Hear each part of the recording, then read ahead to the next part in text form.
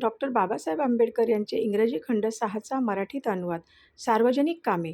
देशाच्या एकूण खर्चात विकास खर्चाची स्थिती काय आहे यावरून तेथील वित्तव्यवहारांचे स्वरूप लक्षात येत असे. प्रो. ॲडम्स यांचे म्हणणे आहे आणि विकास खर्चामध्ये सार्वजनिक कामांवरील खर्च ही अतिशय महत्त्वपूर्ण मानला जातो. ईस्ट इंडिया कंपनीच्या वित्तव्यवहारांना जर हा नियम लागू केला तर त्यांची संपूर्ण राजकोषीय प्रणालीच सदोष किंवा निंद्य ठरविणे भाग पडते. इसवी सन 1853 पूर्वी येथील प्रशासन युद्धाच्या व्यवहारांमध्येच गुंतलेले होते.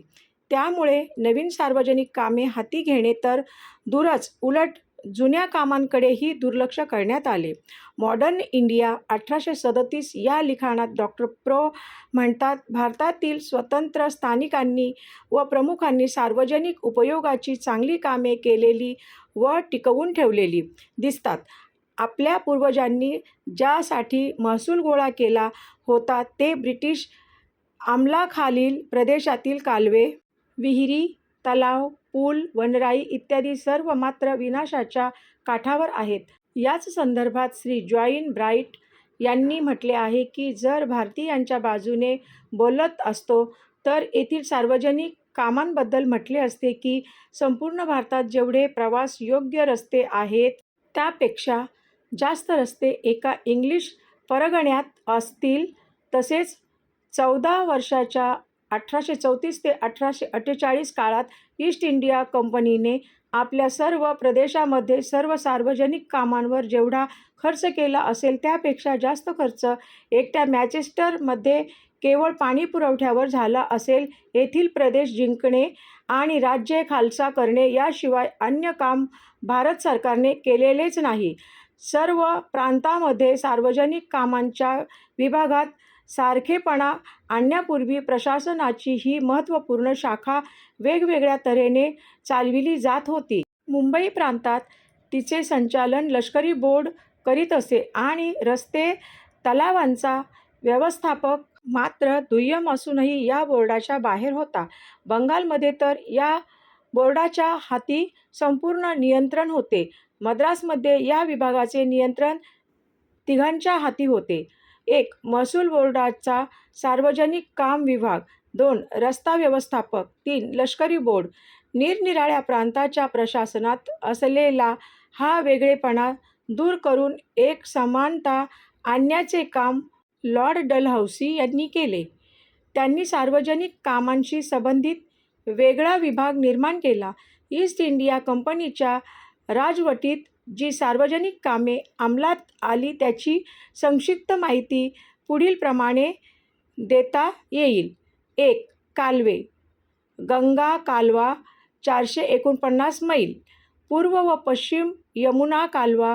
पश्चिम यमुना कालव्याचे 445 मैलाचे काम पूर्ण झाले. पंजाब कालवा बोरी दोआब कालव्याचे 425 मैलाचे काम पूर्ण मे 1856. मद्रासमधील सिंचन कार्य, तलाव, साठे व कावेरी, गोदावरी आणि कृष्णा नद्यांच्या क्षेत्रात बंधारे. भारतातील सार्वजनिक कामाची एकूण अवस्था पाहून श्री हेड्रिक्स यांनी म्हटले होते की भारताचे भौगोलिक क्षेत्र व लोकसंख्या विचारात घेता या सार्वजनिक कामांचा विस्तार गरजेच्या तुलनेत फारच कमी वाटतो. लष्करीदृष्ट्या महत्त्वाची कामे जर वगळली तर उत्पादक सार्वजनिक कामांवर दरवर्षी जास्तीत जास्त 15 लाख स्टर्लिंग इतकाच खर्च केला व 1854-55 या वर्षामध्ये सिंचन, सोपी कालवे इत्यादी उत्पादक सार्वजनिक कार्यावर झालेले खर्च अनुक्रमे 738, 1500 आणि 543, 333 इतकाच होता. येथील महसुलाची स्थिती चांगली नाही असे या तुटपुंज्या खर्चाचे कारण दिले जात असले तरी ते पटण्यासारखे नाही. आधीच्या उत्पादक कामांमुळे कितीतरी लाभ मिळाला हे स्पष्टपणे दिसते आहे.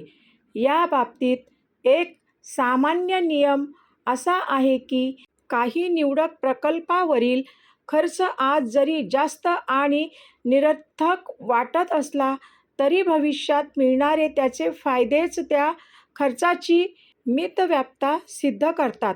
उर्वरित खंड पुढील भागात.